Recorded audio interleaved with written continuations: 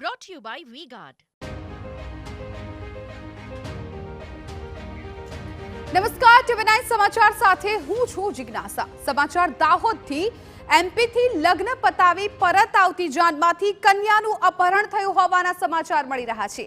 ભાટીવાડા ગામની જાન એમપીના જાલાપાડા ગામે ગઈ હતી। બોરડી પાસે જાનને રોકી બાઇક પર આવેલા બે શખ્સો કન્યાને ઉપાડી ગયા। કન્યાનું અપહરણ કયા કારણોસર કરાયું છે તે દિશામાં અત્યારે પોલીસ છે એ તપાસ કરી રહી છે।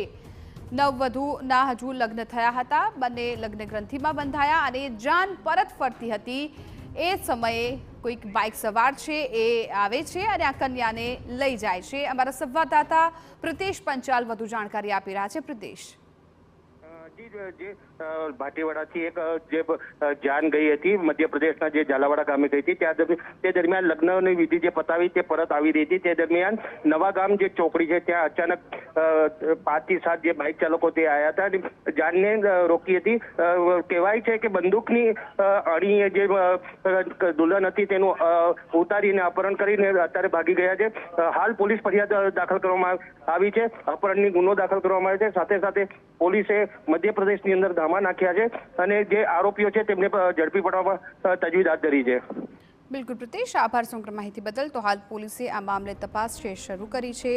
કયા કારણોસર આ જે કન્યા છે એ ગુમ થઈ છે એ જોવાનું રહેશે। અપહરણ કરવામાં આવ્યું છે કે પછી કોઈ બીજું કારણ છે એ દિશામાં અત્યારે પોલીસ છે એ તપાસ કરી રહી છે। Brought to you by V-Guard.